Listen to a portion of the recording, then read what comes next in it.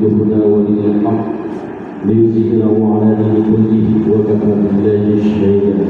أشهد أن لا إله إلا الله وحده لا شريك له وأشهد أن محمدا عبده ورسوله لا نبي بعده. اللهم صل على محمد وعلى آل محمد وأصحابه وذرياته ومن تبعهم بإحسان إلى يوم الدين. والله تعالى في كتابه الكريم وأصدق القائلين: أعوذ بالله من الشيطان الرجيم. بسم الله الرحمن الرحيم. إنا نحن نزلنا ذكرا وإنا له لحافظون. أما بعد، أوصيكم بنفسي وإياكم بتقوى الله فقد فاز المتقون. لقوله تبارك وتعالى: أعوذ بالله من الشيطان الرجيم. بسم الله الرحمن الرحيم. يا أيها الذين آمنوا اتقوا الله حق تقاته ولا تموتن إلا وأنتم مسلمون.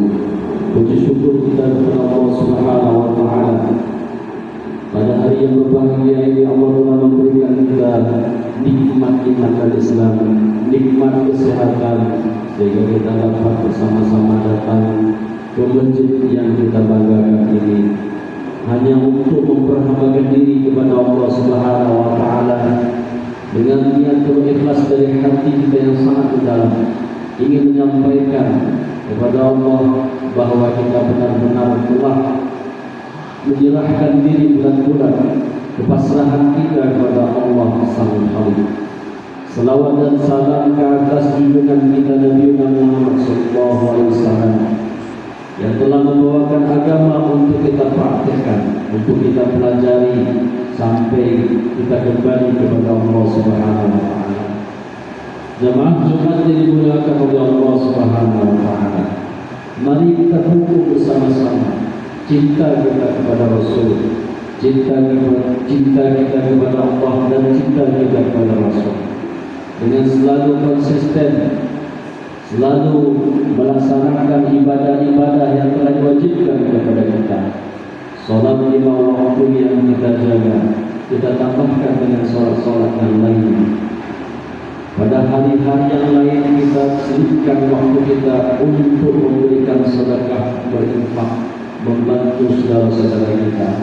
Dan pada waktu yang lainnya kita sibuk mengaturkan waktu kita sejenak, apakah sejam, 2 jam atau setengah jam, hanya untuk membaca kitab Allah Al-Quran Al-Karim, sebagaimana bentuk bahwa kita ingin mendapatkan petunjuk dari Allah Subhanahu wa Ta'ala melalui kalam-kalam yang Allah turunkan kepada Rasulullah untuk disampaikan kepada kita. Jemaah Jumat yang dimuliakan oleh Allah Subhanahu wa Ta'ala, pada pertemuan kita kali ini khatib menyampaikan judul khutbah. Semoga dengan judul ini dapat kita memahami persepsi antara Al-Quran dan aplikasi menurut kajian-kajian para alim al-ulama, agar kita memahami bahwa konteks keduanya seperti antara jarak antara langit dan bumi. Ketika orang-orang sekarang telah mempelajari, ada getaran, ada perasaan dalam hati mereka, kekaguman yang sangat luar biasa terhadap penemuan manusia yang paling spektakuler dalam abad ini. Aplikasi AI ini adalah salah satu aplikasi yang tujuannya adalah sebagai alat untuk mempermudah manusia, untuk mempermudah kita dalam berkarya dan beraktivitas.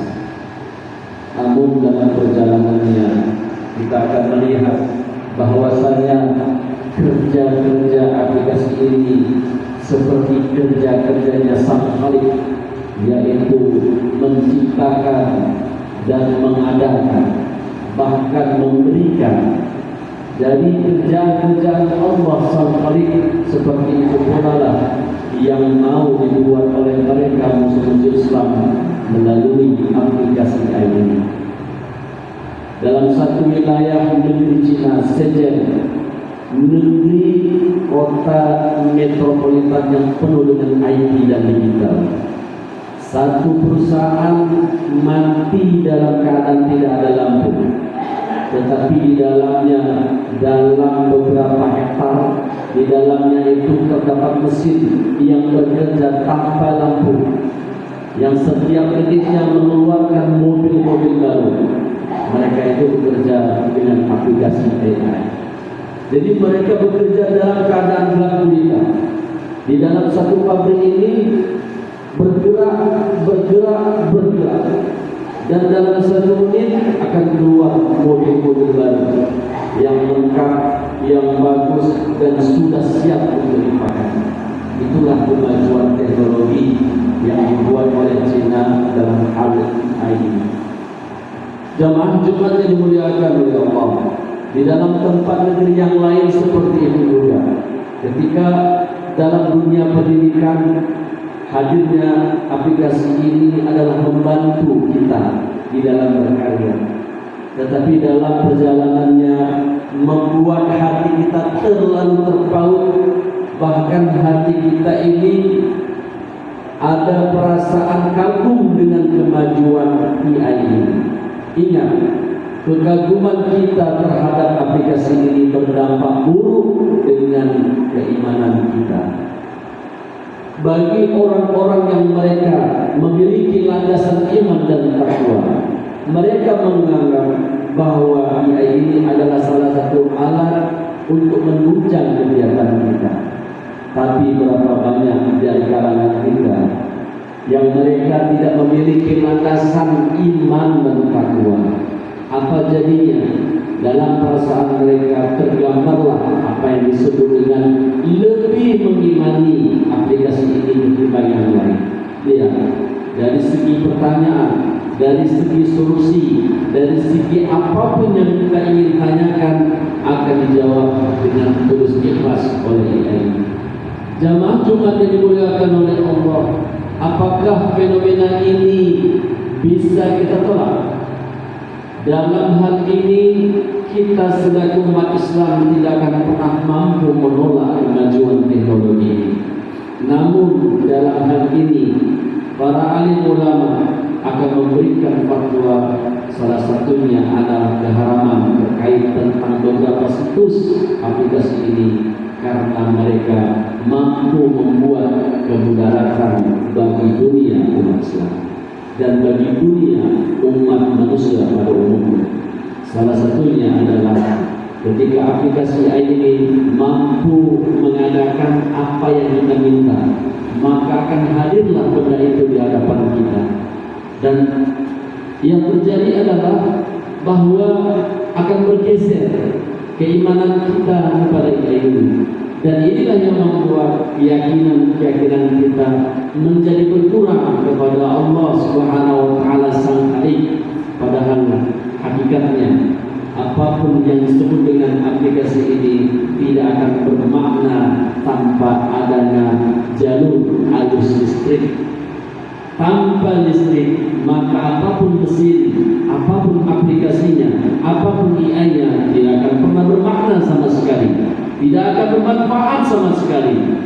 Tapi lihat berapa banyak orang zaman sekarang, mereka itu lalai sehingga hidup mereka dipenuhi oleh aplikasi demi aplikasi dan mengabaikan Al-Quran Al-Karim yang mulia.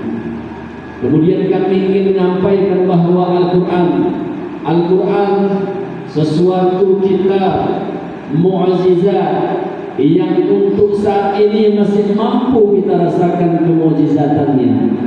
Jangan sempat besok pagi Al-Quran ini ketika kita buka sudah tidak mampu lagi kita baca karena tulisannya sudah hilang, tidak bisa kita baca. Maka jemaah Jumat yang dimuliakan oleh Allah Subhanahu wa taala, selagi Al-Quran itu dapat kita baca, dapat kita bawa kemana-mana, maka bangunlah interaksi Al-Quran dengan kita sendiri. Karena salah satu efek daripada kita berinteraksi dengan Al-Quran ini adalah dapat membawa hidup kita akan menjadi tenang. Salah satu yang dapat merubah hidup kita ke arah kepribadian yang baik adalah ketika kita ikhlas untuk berinteraksi dengan Al-Quran, maka rasakanlah hidup kita akan berubah, dan perubahannya itu sesuai dengan keadaan kita. Maka jemaah Jumat yang dimuliakan oleh Allah, salah satu krisis yang ingin kita sampaikan pada saat sekarang ini adalah krisis iman ketika mereka menolak dan mengabaikan Al-Quran. Maka tidak benar kalau Al-Quran itu dijadikan pajangan-pajangan tidak pernah kita baca. Tidak benar kalau Al-Quran kita jadikan sebagai ajimat yang kita simpan pada tempat-tempat yang sangat sakral. Tidak benar kalau Al-Quran itu kita jadikan sebagai hiasan di dalam dinding rumah kita, tetapi aplikasinya dan prakteknya dalam kehidupan sehari-hari tidak pernah kita lakukan. Dan tidak benar kalau Al-Quran kita beli dengan harga yang mahal, kulitnya pun warna kuning keemasan, kita simpan dalam kamar. Dalam kamar kita simpan dalam lemari kita simpan dari dalam laci. Begitu susahnya kita untuk mendapatkan Al-Quran, sehingga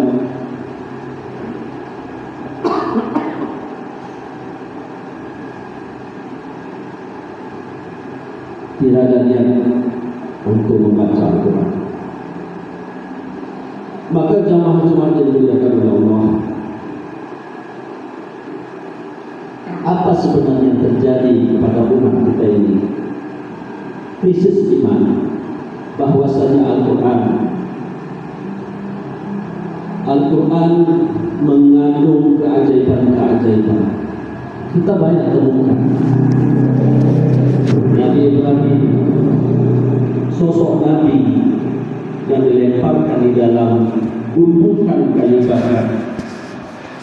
Ketika dilemparkan, semua bangsa termasuk rajanya Namrud dan beberapa penggawannya, mereka heran karena Nabi Ibrahim tidak terbakar sama sekali. Al-Quran menceritakan bahwa ada makhluk lahir ke dunia tanpa ayah ketika Bunda Maryam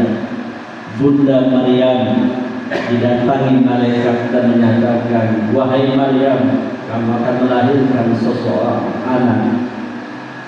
Bunda Maryam menyampaikan, bagaimana aku bisa lahir? Aku tidak pernah disentuh oleh laki-laki. Tetapi jika Allah berkehendak, maka Bunda Maryam meyakini bahwa Allah Sang Khalik jika menyebutkan kun fayakun, maka jadilah dia. Bunda Maryam pun melahirkan sosok seorang anak yang cikal bakal menjadi nabi yang bernama Aisyah. Kemudian kita lihat bagaimana Allah menyebutkan bahwa akan lahir orang yang tidak ada ibu tanpa ayah, maka terciptalah Nabi Adam. Nabi Adam lahir, dicipta tanpa ayah dan ibu. Jalur ini jalur memang di luar keputusan manusia. Tidak pernah kita temukan seperti itu. Tetapi ini diceritakan dalam Al-Quran. Maka jamaah Jumat yang dimuliakan oleh Allah, keajaiban-keajaiban itu semuanya termaktub di dalam Al-Quran, turun menurun dari zaman ke zaman, dari nabi ke nabi, dari rasul ke rasul, dan dari orang soleh sampai dengan saat kita pada saat hari ini. Maka berbahagialah, senangkanlah hatimu jika kita masih menikmati mukjizat dari Al-Quran, karena Al-Quran ini satu-satunya adalah mukjizat yang masih kita rasakan pada saat sekarang. Jika ingin kepribadian kita bisa berubah, maka berinteraksilah dengan Al-Quran, karena Al-Quranlah yang dapat mengubah hidup kita menjadi lebih baik. Kalau ingin mendapatkan ketenangan, bacalah Al-Quran. Karena di saat kita tidak merasakan ketenangan dengan Al-Quran, maka kita akan merasakan ketenangan hidup dalam dunia ini. Maka jamaah Jumat dimuliakan oleh Allah Subhanahu wa Ta'ala, jangan kita berpaling dari Al-Quran. Hadirnya teknologi di hadapan kita bukan bermakna kita membuang segalanya, tapi pilih dan pilihlah, pintar-pintarlah, cerdaslah untuk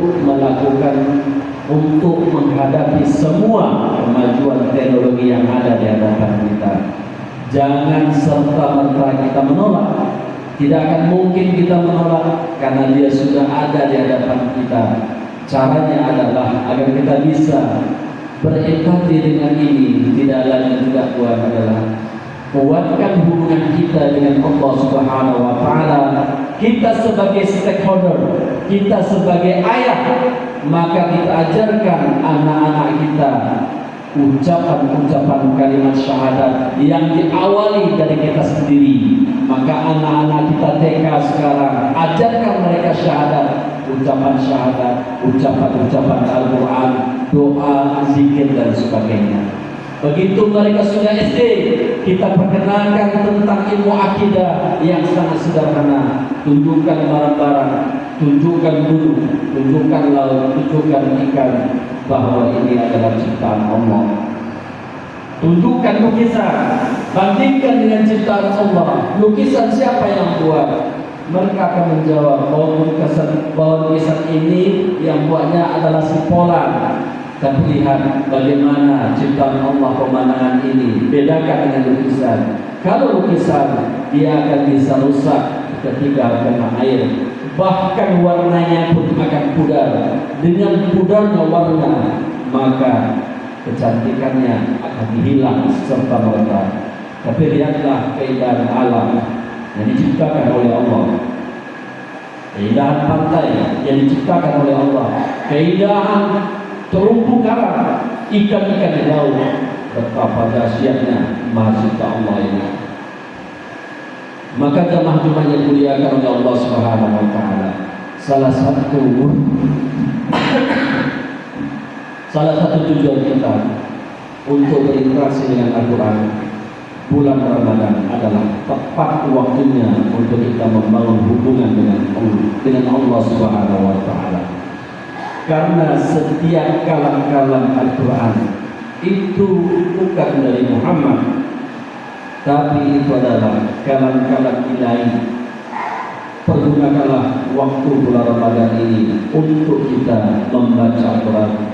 Jangan kita lengah, jangan kita sedikit pun melupakan Al-Quran, karena Al-Quran ini dapat mengantarkan kita sebagai sosok manusia yang baru. Kemudian beda aplikasi dengan Al-Quran. Jika aplikasi kita buka, itu tidak akan bernilai lebih, tidak akan bernilai ibadah. Tapi tatkala kita membaca Al-Quran, Al-Quran yang kita baca itu bernilai ibadah. Setiap satu huruf yang kita baca akan dinilai hitungannya 10 kebaikan. Jika Al-Quran sepenuhnya kita baca sampai tamat dalam bulan Ramadan, bayangkan kalikan dengan huruf dengan 10 kali lipat. Itulah menjadi pahala-pahala. Boleh kita sebutkan adalah saham-saham pahala kita.